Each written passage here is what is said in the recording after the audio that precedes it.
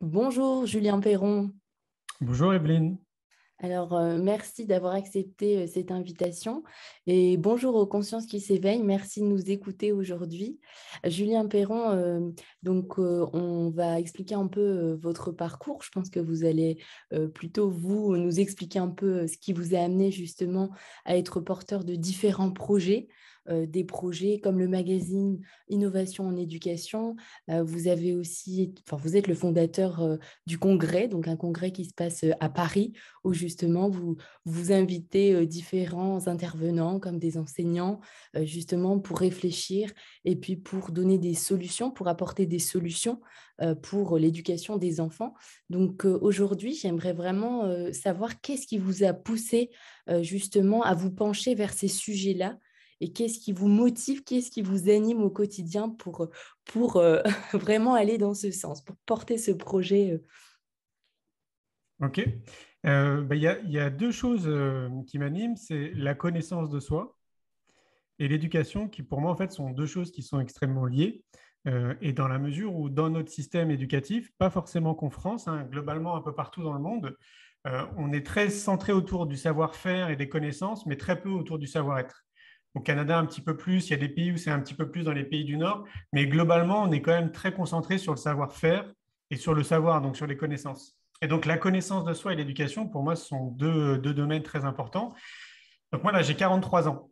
Mhm. Donc à l'époque, donc faut remonter en 2003, je crée mon entreprise, j'ai 23 ans, je suis dans une chambre de bonne de 10 mètres carrés au sixième étage à Paris, sans ascenseur. J'ai pas de diplôme, je suis Oui. dyslexique et dysorthographique. J'ai pas d'argent, on est issu d'une famille extrêmement modeste, nous on vivait à 4 dans un 40 mètres carrés, on n'avait pas de chambre quand on dormait tous ensemble. Et je décide de créer mon entreprise que je vais appeler Néhorizon Travel avec une ambition ou en tout cas une volonté très forte de mettre à contribution mes excellences, c'est-à-dire en fait ce qui est facile pour moi, ce qui est inné pour moi, pour les autres, pour le bien commun, pour la société, pour l'environnement, pour l'humanité, etc.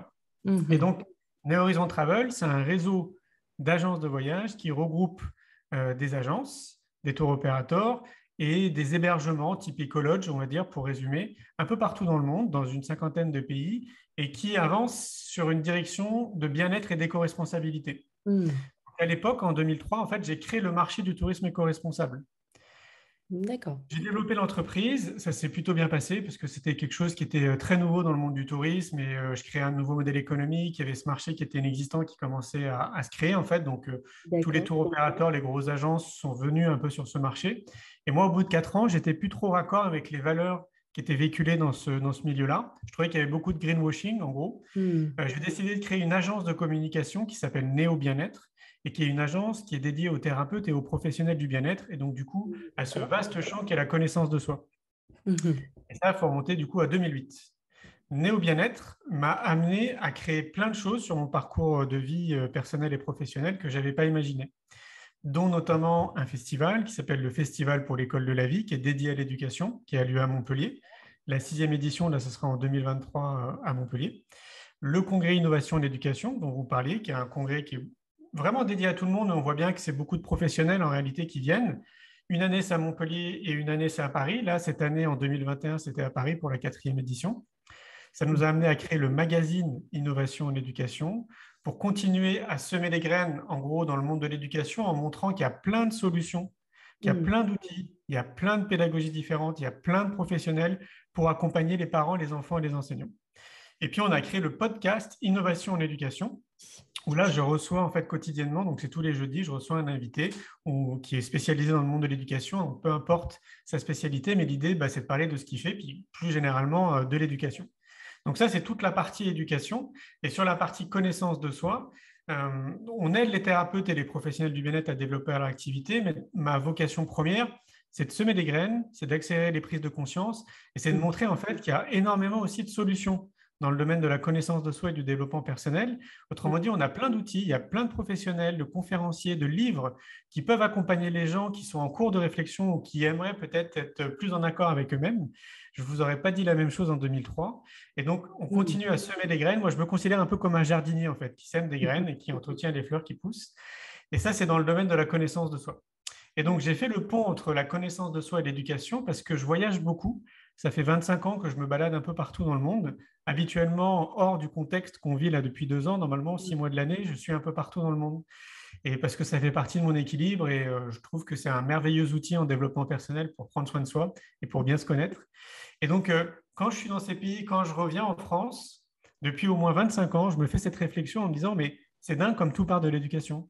C'est-à-dire que si on veut une société nouvelle, si on veut des acteurs, des gens en fait qui réfléchissent différemment, des gens plus heureux, avec des gens plus en conscience avec qui ils sont réellement, qui se connaissent réellement, qui connaissent leurs capacités, leurs compétences, leurs défauts, qui savent mettre du doigt ce que c'est une émotion, la comprendre, l'intégrer, l'accompagner, etc. Enfin, la connaissance de soi de manière très large. Et ben, je me dis en fait que tout part de l'éducation. Et force est de constater, comme je vous le disais là il y a 5 minutes, c'est que on ne nous accompagne pas dans cette direction. Il y a très peu de pays et très peu d'écoles. Il y en a qui le font, mais très peu. Ce n'est pas l'éducation nationale pour notre pays qui nous accompagne réellement dans cette direction. Ça tend dans cette direction, donc ça, c'est une très bonne nouvelle, mais ça met beaucoup de temps. Donc, il faudrait qu'on en rediscute d'ici 15-20 ans et on verrait, je pense qu'il y aura une belle évolution. Donc, comme je suis convaincu que tout part de là, depuis 8 ans, je mets beaucoup d'énergie dans le monde de l'éducation parce que, à mon sens, c'est là où il faut qu'on se concentre. Et pour faire un parallèle, là, on le vit un petit peu moins, mais on a une espèce de boom de boutiques bio qui a poussé un petit peu partout dans toutes les villes de France, alors qu'il y a une dizaine d'années en arrière, on n'avait pas autant de boutiques bio. Et en fait, qu'est-ce qui s'est passé? Pourquoi on en a autant? Pourquoi il y a plein de labels qui se créent? Parce que nous, la population, on le demande. Donc, la société, les entreprises, les politiques, les médias, tout le monde s'adapte. Et c'est valable pour tout. Donc, si on prend conscience que l'éducation est vraiment un levier qui est très important pour apprendre à se connaître, pour être bien avec soi-même, pour être bien avec les autres, pour un meilleur avenir en fait pour notre humanité, parce qu'on a des enjeux qui sont très complexes, que ce soit au niveau de l'environnement, de la santé, de l'éducation, des politiques, de l'économie, les enjeux sont quand même très importants. Donc, on a besoin de gens qui réfléchissent différemment. Donc, du coup, il faut mettre de l'énergie dans l'éducation. Et si chacun s'y met, chacun à notre niveau, comme vous le faites, comme moi je le fais, comme on est des centaines de millions de personnes à le faire à travers le monde, et bien forcément, les prises de conscience vont s'accélérer. Et donc, les médias, les politiques, les institutions vont s'adapter en fait à cette demande. Moi, ce que je rêve, c'est qu'il y ait 100 fois plus de salons, de festivals, de congrès, de colloques autour de l'éducation. Là, en ce moment, si on fait un parallèle avec la connaissance de soi, on a quasiment, allé dans tous les départements de France, un salon du bien-être, un salon des médecines douces, je sais pas, un colloque autour du bien-être ou un colloque autour des médecines douces. C'est quelque part maintenant, c'est acté, c'est vraiment partout sur notre territoire. Pourquoi on ne ferait pas la même chose avec l'éducation? Nous, on est des pionniers à avoir lancé le festival pour l'école de la vie et le congrès innovation d'éducation. Maintenant, je vois que ça inspire d'autres à le faire, mais j'encourage les gens, ceux qui vont nous écouter ou nous regarder, si vous vous sentez les épaules, si vous sentez que ça vous fait vibrer d'organiser des événements, lancez-vous dans le domaine de l'éducation. On en a besoin, les gens ont besoin d'avoir des solutions. Le mainstream ne s'empare pas du sujet, donc personne n'est au courant en fait de toutes les solutions qui nous entourent. Donc voilà, à nous de prendre les choses en main. Moi, je pars du principe qu'on n'est jamais mieux servi que par soi-même. Donc voilà, donc s'il y a des gens qui se sentent de le faire dans leur département, faites-le. Parce que vraiment, c'est très utile de se rencontrer, de se fédérer, de discuter les uns avec les autres. Ça fait du bien, en fait, de voir des gens qui partagent les mêmes valeurs que nous, qui avancent de la même façon que nous, mais complémentaires avec qui on est. Enfin, voilà, ça fait beaucoup de bien d'un point de vue humain. Et donc, du coup, ça accélère les prises de conscience à l'échelle de la planète et à l'échelle de notre société si on s'en réfère à notre territoire français. Voilà. Oui, c'est vrai que c'est vraiment soyons acteurs, hein. C'est le message que vous voulez donner ici. C'est allez, on y va, quoi. On essaye de mettre en place ces outils. Et par Exactement. rapport justement aux pays, aux différents pays dont vous parliez, justement pour expliquer qu'il y avait d'autres méthodes d'enseignement qui sont peut-être beaucoup plus, enfin, c'est pas qui sont peut-être, qui sont plus bénéfiques pour les enfants. Est-ce que vous pouvez citer ces pays? Oui, bien sûr. Alors, je voudrais rajouter juste une chose. Il y a une phrase de Gandhi qui est très importante. C'est soit le changement que tu veux voir dans le monde. C'est une des citations qui est très inspirante de Gandhi.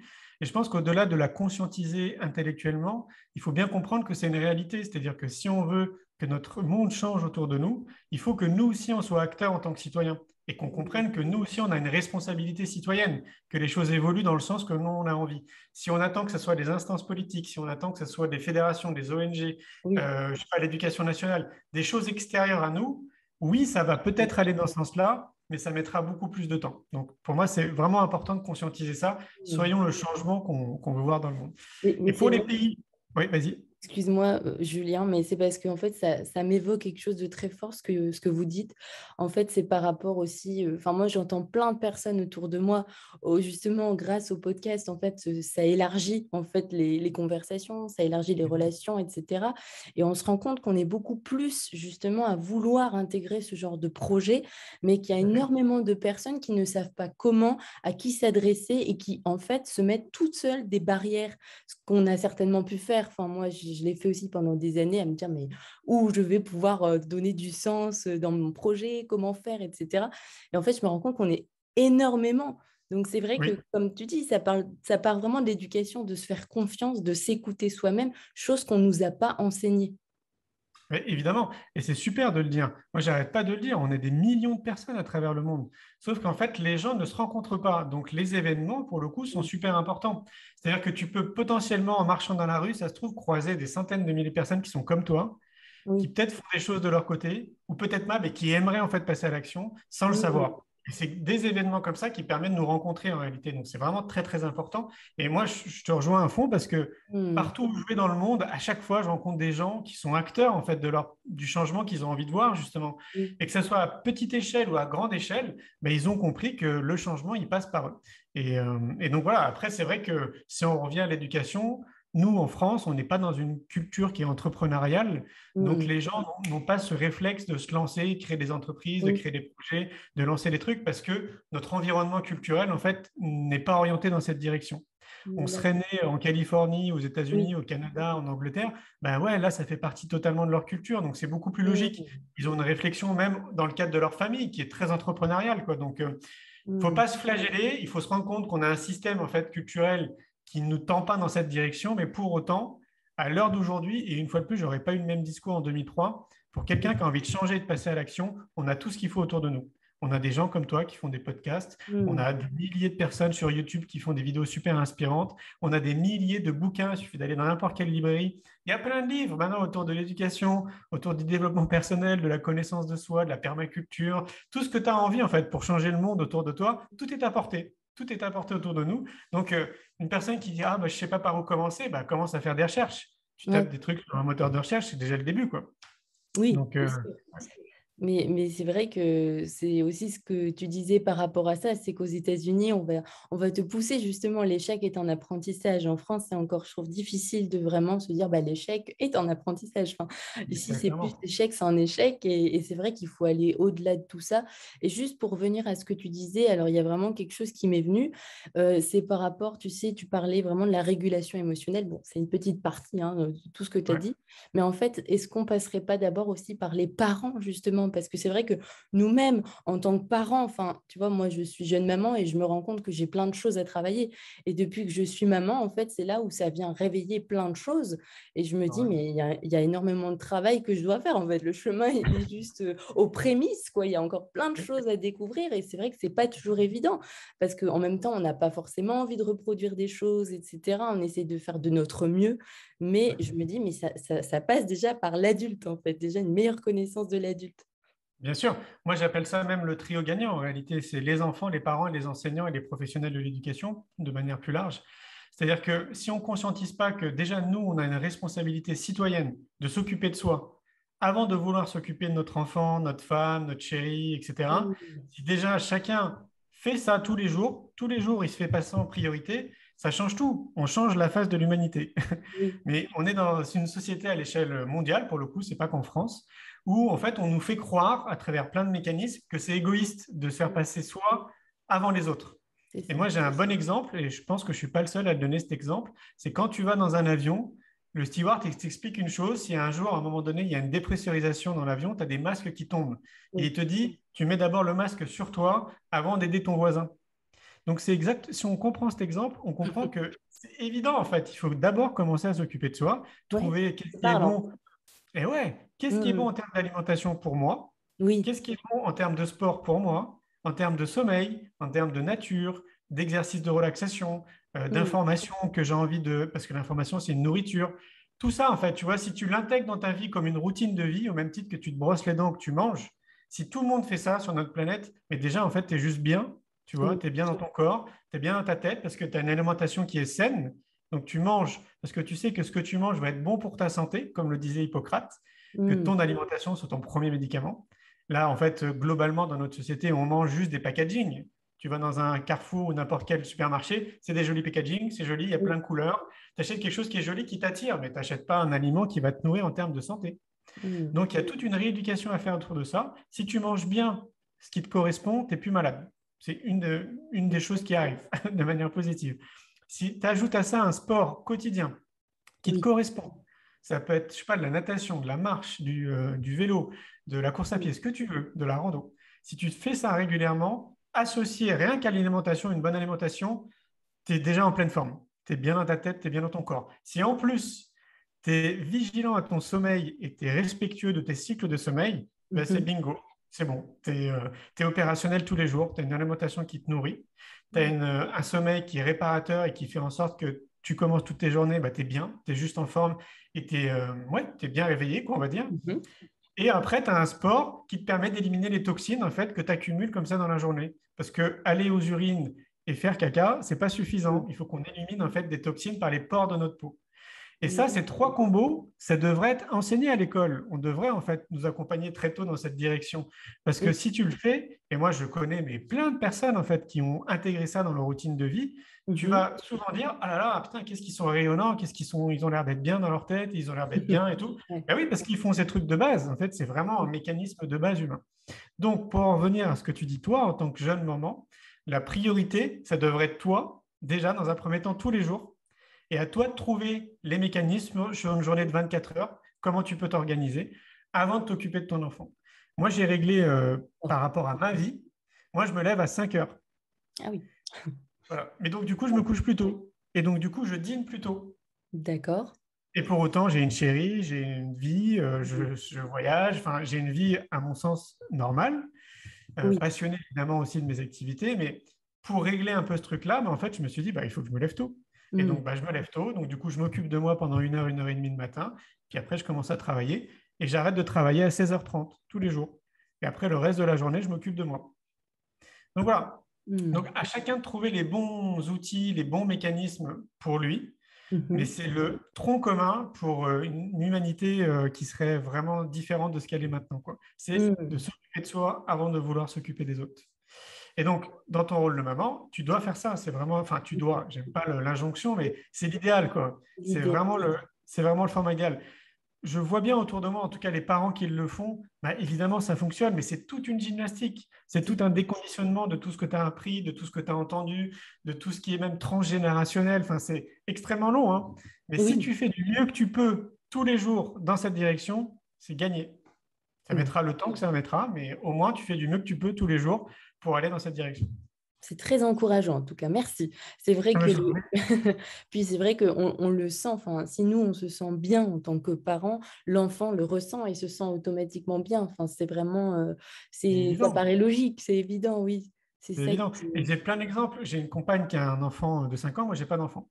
Et donc, on voit bien en fait que quand elle va bien, qu'elle s'occupe d'elle, qu'elle s'occupe d'elle, le Oui. rapport qu'elle a avec son enfant et l'humeur dans laquelle est son enfant est complètement différent. Les Hmm. enfants, c'est des miroirs, hein. C'est vraiment des miroirs. Et il y a dans le magazine numéro 2, Innovation en éducation, on Oui. parle des neurones et on parle des neurosciences et on montre bien en fait qu'on a même des neurones miroirs. Donc, ce qui veut dire que sur une certaine tranche d'âge, les enfants, on va dire pour simplifier, entre 0 et 7 ans, c'est des Mhm. miroirs. Ils font exactement, ils observent exactement, en fait, ils vont reproduire ce que tu es toi, mais Oui. même dans le subtil, dans ton énergie, dans ce que tu dégages, dans ton humeur, dans ton attitude, et tout, Oui. etc. Donc, il faut bien conscientiser que, bah ouais, si toi, tu es bien, il y a de fortes chances que ton enfant aussi soit zen, il soit cool, parce il va s'adapter, en fait, à ce que tu es toi, à ce que tu dégages.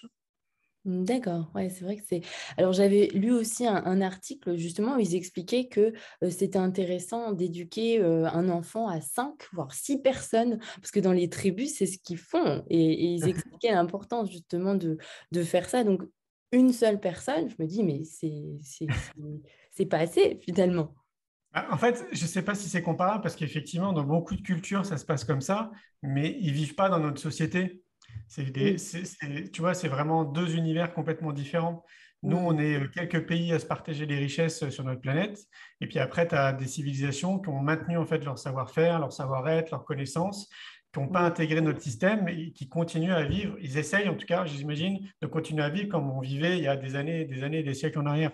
Mais c'est deux cultures complètement différentes. Donc, je ne suis pas sûr que ce soit vraiment pertinent de les comparer. Par contre, c'est inspirant. Par contre, c'est vraiment inspirant de se dire que oui, effectivement, c'est intéressant de voir en fait que dans certaines cultures, un enfant, il va avoir 30 pères parce qu'il il va être dans une seule et même, comment ça s'appelle, un village, quoi, par exemple. Et chaque personne, chaque adulte va s'occuper des enfants. Donc, il n'a pas, enfin, quand je dis qu'il a 30 pères, pas biologique, hein, c'est juste que quand tu vis comme ça dans un village, tout le monde en fait s'occupe des enfants. Mais nous, on voit bien, si on prend en France, tu es dans un immeuble, tu es dans ta cage à lapin, hein, personne ne s'occupe de toi.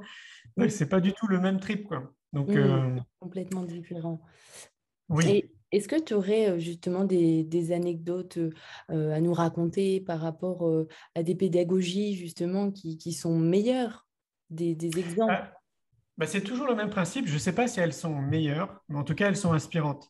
On pointe souvent du doigt les pays du Nord. Donc, tu sais, l'Islande, la Norvège, la Suède, la Oui. Finlande. C'est souvent ces pays-là qui sont pointés du doigt. Mais ce qu'il faut conscientiser, c'est que là encore, ce n'est pas la même culture que nous. Ce n'est pas les mêmes types d'éducation, forcément. Ce n'est pas les mêmes médias. Les médias ne parlent pas des mêmes choses. Les politiques aussi sont différentes. Enfin, culturellement, tout est différent aussi sur place. Donc, on ne peut pas réellement faire un copier-coller de ce qu'on trouve génial dans un pays du Nord, par exemple, et en le ramenant ici en France. Par contre, on peut s'en inspirer et essayer de l'adapter à notre culture. C'est plutôt ça, en fait, tout l'enjeu. C'est voir que, oui, il y a plein de choses qui marchent, comme dans ces villages où tout le monde s'occupe des enfants, comme en Finlande, où on va peut-être avoir des classes de 15 avec 3 enseignants pour cadrer les 15 enfants, ou qu'on va plus s'attarder sur chaque enfant pour comprendre comment il fonctionne. Enfin, tout ça, c'est très inspirant, mais il faut l'adapter à notre société. Et c'est pour ça que nous, en France, ça demande toujours beaucoup de temps, en fait, d'évoluer à tous les niveaux, hein, que ce soit dans la santé, l'environnement, l'éducation, peu importe. On voit bien que nous, on a un peu un escargot. Donc, on avance tout le temps, mais très, très lentement, en fait. C'est extrêmement lent parce que c'est lié à notre culture, c'est lié à notre machine. Si on prend l'éducation, c'est quand même plus d'1 million de salariés. C'est la plus grosse entreprise du monde. Donc, forcément, ça ne peut pas. Eh ben voilà. Donc, ça ne peut pas évoluer comme ça du jour au lendemain. Donc, oui, ça avance. Moi, je le vois, et en interne et à l'externe, sauf que ça avance très lentement. Donc, une fois de plus, si on refait une interview dans 15-20 ans, tu verras en fait toutes les marges d'évolution qu'il y a eu qui sont quand même assez impressionnantes. Moi, je vais te donner un exemple qui est pour moi un des plus marquants parce que c'est assez récent. En 2003, quand je parlais de méditation, on me prenait pour un hippie, pour quelqu'un de très bizarre. Même le mot bien-être. Maintenant, la méditation, le yoga s'intègre dans les écoles. Et encore mieux que ça, il y a des académies qui forment des enseignants à la méditation de pleine conscience. Des académies. Donc, quand tu as une académie qui fait ça, par exemple, là, c'est l'académie d'Aix-Marseille. Quand tu as une académie qui fait ça, tu as des centaines d'enseignants qui se font former tous les ans à la méditation de pleine conscience et donc ils l'intègrent après dans leur classe. Et donc, forcément, ça inspire après d'autres académies. Tu sais, c'est un effet miroir aussi, c'est le même principe. Ça donne envie aussi aux autres parce qu'on voit que ça fonctionne. Et ça, il y a encore à peine 2 ans, c'était inimaginable. C'est incroyable. Inimaginable. Oui, on a même un député en France qui a pris en charge le phénomène et qui a mené une étude dans 350 classes en France pour montrer justement les bienfaits de la méditation de pleine conscience. Et donc, ils ont fait un rapport pour montrer, au même titre qu'a fait Mathieu Ricard à un moment donné, pour montrer les bienfaits de la méditation, mais ils ont montré à travers un rapport que oui, effectivement, c'est mieux. Effectivement, c'est mieux de faire de la méditation 5 minutes avant de commencer ton cours, par exemple. Alors, on parle de méditation, mais ça peut être un exercice de relaxation, tout simplement. Ça peut être de la sophrologie, ça peut être, je ne sais pas moi, qu'est-ce que ça peut être bon, ça peut être plein d'études. Il y a plein d'études, il y a plein d'exercices pour se relaxer. L'idée, c'est que si tu fais 5 minutes, par exemple, de cohérence cardiaque, ça apaise en fait toute la classe. On voit bien en fait que ça apaise aussi ton cerveau. Et donc, du coup, quand tu commences après les cours, les gens sont plus zen, sont plus réceptifs pour apprendre, etc., etc. Parce qu'il y a un mécanisme qui n'est pas du tout naturel, c'est qu'on reste assis à peu près 8 heures par jour. J'allais t'en parler, justement. Là, ce n'est pas un phénomène qui est naturel. Nous, on est fait pour bouger, on est des nomades. Je ne sais pas si toi, tu pratiques la rando. Moi, je randonne beaucoup. J'ai fait Saint-Jacques-de-Compostelle là, il n'y a pas très longtemps. Et quand tu fais Saint-Jacques-de-Compostelle pendant quelques semaines, tu peux que, si tu le fais seul, tu peux que te remémorer. En tout cas, il y a une espèce de truc qui revient comme ça où tu imagines ce que faisaient les pèlerins à l'époque. C'est-à-dire qu'en fait, on est des nomades de nature. Nous, on a besoin de nous déplacer, on a besoin de bouger, quoi. Donc, on a ça en nous. Donc, forcer les gens, et c'est pareil dans le monde de l'entreprise, hein, quand tu es derrière ton bureau, c'est pas mieux, hein. Donc, forcer les gens à rester assis, à intégrer des choses où on n'est pas forcément ouvert à l'idée d'intégrer, je sais pas, des mathématiques, par exemple, un matin, eh ben, Mhm. c'est une vraie perte de temps. Il y en a même qui disent que c'est une torture, en fait, pour le cerveau. D'accord, ah oui, c'est très fort Donc, là. ouais, et donc Wow. du coup, bah, voilà, il y a plein d'études qui ont été menées grâce à Céline Alvarez, plein de Oui. personnes qui l'ont fait aussi, qui ont montré en fait qu'on avait des rythmes biologiques qu'il fallait suivre, tout simplement, et qui sont, mais les rythmes sont égaux à tous les enfants et tous les humains. C'est Hmm. juste que nous, on l'a pas intégré dans notre système, donc on ne suit pas les rythmes naturels en fait des enfants et des êtres humains. Et donc, bah, forcément, on passe à côté de quelque chose. Donc, on a l'impression qu'on a envie tous de nous mettre dans un moule ou de suivre les mêmes rails. Et Oui. donc, tous les enfants, moi compris, je suis dyslexique. Ben, moi, je ne rentrais pas dans le moule, je n'étais pas sur les rails. Donc, moi, on me met de côté. Tu vois, tous les enfants qui sont un peu différents et qui ne rentrent pas dans ce moule-là, on les met de côté parce qu'on ne prend pas le temps de suivre les rythmes en fait, de chacun. Et c'est ça, hein, pour moi, qui fait une grosse différence avec les pays du Nord, avec le Canada, un petit Hmm. peu aussi en Allemagne, c'est qu'on est un peu plus à l'écoute des rythmes naturels de l'enfant et on est un peu plus dans le savoir-être et dans la connaissance de soi. Alors, ça ne Hmm. résout pas l'équation, hein, ce n'est pas non plus le monde des bisounours hein, dans ces pays, mais au moins, on peut se dire que ça va faire des adultes qui vont se connaître un petit peu mieux et a priori, ils feront des choix un peu plus éclairés pour leur avenir professionnel, pour, je sais pas, prendre des décisions qui vont être bons pour eux ou pas, quoi. Et nous, Oui. c'est ce qui nous manque, c'est que en fait, la plupart des gens, ils ne se connaissent pas et c'est assez dingue en fait, de voir ça.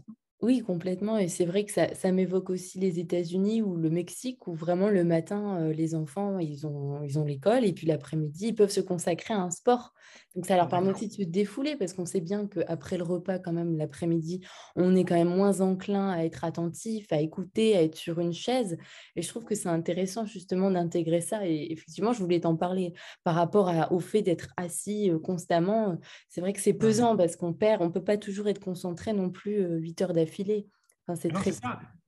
Ça, et puis il y a plein de pédagogies qui vont dans ce sens-là, hein. Les forest schools, les pédagogies où on fait les cours à l'extérieur, dehors, Oui, même Montessori, on laisse bien les sûr. enfants en fait, se balader comme ça dans la classe. Enfin, il y a plein d'outils, plein de pédagogies qui vont dans ce sens-là, et on voit Mhm. bien en fait que l'enfant, eh bien, il a besoin de bouger. Et encore mieux, on voit bien en fait qu'on apprend mieux en bougeant, c'est-à-dire qu'on apprend mieux dans l'expérience, en faisant Oui. des choses. Et Mhm. ça aussi, c'est quelque chose qui change tout, parce que même en tant qu'adulte, je pense que tout le monde peut le vérifier, quoi.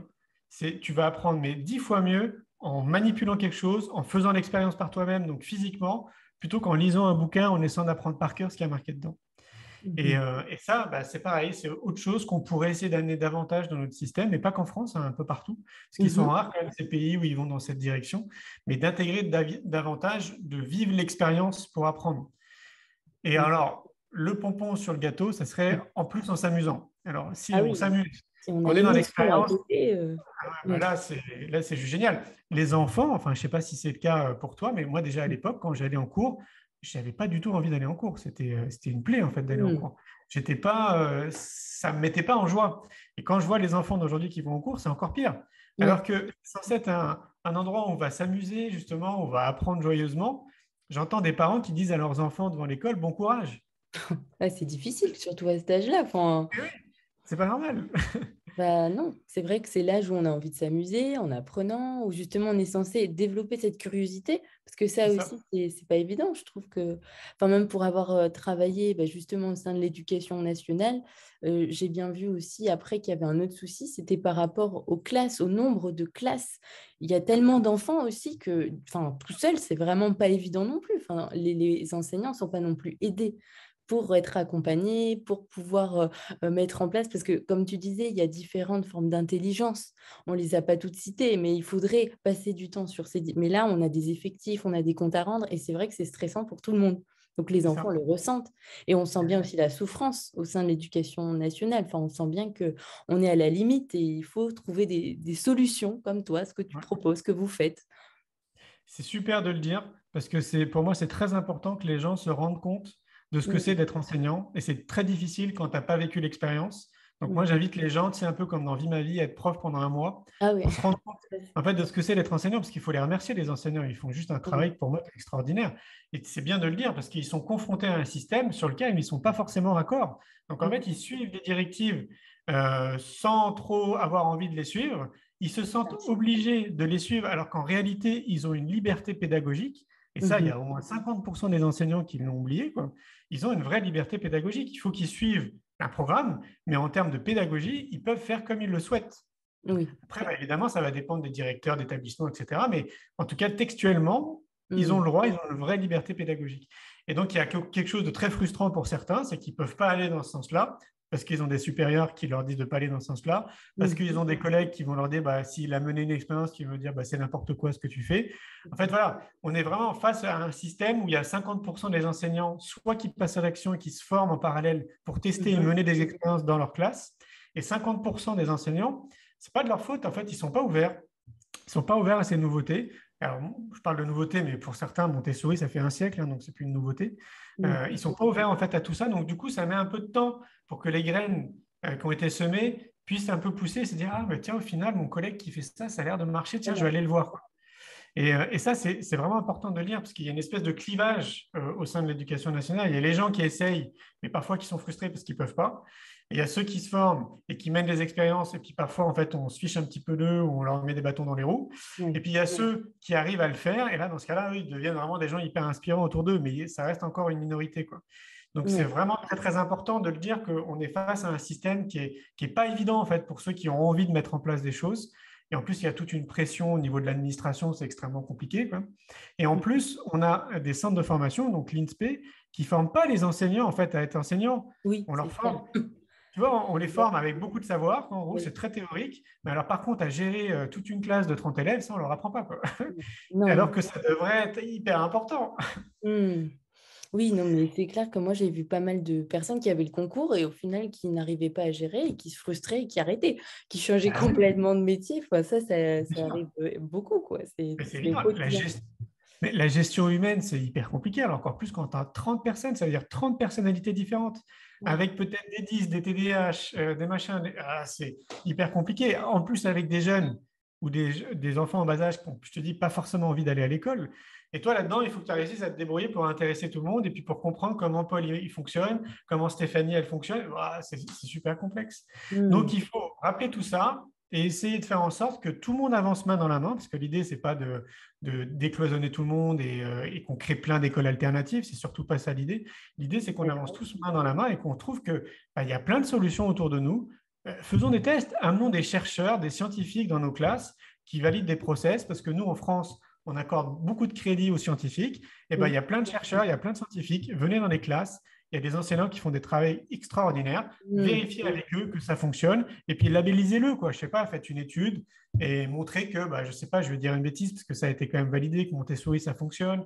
Enfin, il y a plein d'outils, quoi. Mais on manque, je pense, beaucoup de chercheurs et de scientifiques qui vont venir valider des protocoles dans le monde de l'éducation. On sait que les neurosciences s'intéressent davantage à l'éducation. C'est super, parce que ce n'était pas encore le cas il y a 5-6 ans en arrière. Ça n'arrête pas de s'accélérer, mais ce n'est pas encore suffisant. On a besoin de gens en fait, qui viennent mesurer, faire des études et faire des rapports, quoi. Et que tout ça, ça remonte à l'éducation nationale. Et puis après, voilà, c'est comme ça que les choses continuent d'avancer parmi plein de facteurs, quoi. D'accord. Alors, si jamais il y a des chercheurs qui sont Oui. dans ce domaine-là, c'est le moment justement de se manifester. Ça pourrait être intéressant. Donc, toi, tu es optimiste par rapport justement à tous ces changements, malgré le fait qu'en France, ce soit un peu plus lent, c'est ce que tu expliquais. Mais tu restes optimiste, tu vois quand même l'engouement, tu vois quand même qu'il y a de plus en plus de gens qui viennent au congrès que tu as créé, qui s'abonnent à tes magazines, etc. Tout à fait. C'est même bien plus que ça. Le festival pour l'école de la vie à Montpellier, maintenant, c'est 15 000 personnes qui viennent de 10 pays différents tous les ans. Oui. Il y a 220 exposants, il y a 35 conférences, des animations, des débats, des concerts, des spectacles pour les enfants. Et plus les années passent, et plus il y a du monde qui vient. Là, on a été stoppé depuis 2 ans, mais si on continuait, je pense que on serait peut-être à 20 000 personnes maintenant qui viendraient. C'est vraiment extrêmement exponentiel, quoi. C'est assez impressionnant. Et le congrès Innovation de l'éducation, c'est pareil, c'est le même phénomène, sauf qu'on est dans une salle, donc on ne peut pas accueillir 15 000 personnes. Là, à Paris, on pouvait accueillir 1200 personnes. Mhm. Et la nouveauté de cette année, c'est qu'il y avait 600 personnes qui étaient connectées en ligne aussi, qui suivaient dans 40 pays dans le monde et qui Wow. suivaient le congrès aussi en direct. Donc ça, c'est la petite nouveauté. Et on pense qu'on va le faire tous les ans maintenant. Parce qu'effectivement, il y a des gens qui ne peuvent pas se déplacer, qu'on le veuille ou non. Donc, si pour eux, c'est cool pour eux de le suivre à distance, bah, au moins, ils auront cette possibilité. Donc oui, c'est exponentiel. Le magazine, c'est pareil. Là, on va bientôt arriver à 8000 abonnés, alors qu'il est sorti au mois de février, donc c'est assez récent. Oui. Et donc, tous les 2 mois, on a à peu près entre 500 et 1000 nouveaux abonnés en fait, qui s'abonnent au magazine. Donc, on sent Mhm. bien aussi que c'est exponentiel. Le podcast Innovation et Éducation, il continue aussi à croître. Enfin, tout Mhm. continue en fait à se développer parce qu'on a créé des ponts, tu vois, entre le festival, le congrès, le magazine, le D'accord. podcast, tout ce qui est lié à la connaissance de soi. On a aussi un podcast qui s'appelle C'est quoi le bonheur pour vous, qui est Mhm. rattaché au film C'est quoi le bonheur pour vous que j'ai réalisé, qui est Mhm. disponible sur YouTube d'ailleurs. On a plus de 2 millions de personnes maintenant qui ont vu le film au cinéma et bientôt 1 million, je crois, sur YouTube. On est à 900 et quelques. Mhm. Donc, tout ça, en fait, nous, on crée des ponts pour continuer à semer les graines et pour faire en sorte que dans le monde de l'éducation, ça puisse inspirer les gens à se dire, ah ben tiens, c'est super ce qu'il fait, peut-être que moi, à mon niveau, je pourrais faire quelque chose aussi. Mhm. C'est, voilà. Comme je te disais, moi, je me considère comme un jardinier qui sème des graines. Génial. Alors, Julien, où est-ce qu'on peut retrouver tous ces projets? Est-ce que tu peux Eh ben, citer? c'est très simple, on est un peu partout, donc le plus simple, ce serait, ben, on tape Julien Perron dans un moteur de recherche. Perron, ça s'écrit Peron. Et là, on va tomber sur plein de choses. Donc, de fil en aiguille, on va arriver un peu sur tous les sites. Mais chaque activité a un site internet. Donc, le Festival pour l'école de la vie, il a son site. Le Congrès Innovation en éducation, pareil. Le magazine Innovation en éducation aussi. Le Mhm. podcast. Le podcast, c'est quoi le bonheur Projet. pour vous? Mhm. L'agence Néo Bien-être. L'école de la vie, c'est l'école qu'on a envie de créer. Pareil, elle a son propre site internet. Enfin, chacun a son site. Donc, on tape ça dans un moteur de recherche et on tombera sur les sites. Bah, sinon, on est sur les réseaux sociaux, sur Instagram, sur Facebook, sur LinkedIn, on est un petit peu partout. On a une chaîne YouTube qui s'appelle Néo Bien-être. Enfin, c'est pas très compliqué de tomber sur nous. Bon, ça va. Alors, ben, merci encore pour ce partage. Et puis, Avec joie. justement, en tout cas, moi, ça m'a remotivé de me dire il y a des personnes comme toi et comme bah, toutes les personnes qui t'accompagnent dans ces projets, semeurs de conscience et puis vraiment qui tendent vers un monde meilleur. Donc, merci pour ce partage et j'espère que les personnes qui nous auront écoutés, elles se sentiront aussi inspirées par ce témoignage et puis par tous ces projets. Alors, n'hésitez pas à partager la vidéo et à vous abonner. Merci. Bonne Merci à journée. toi.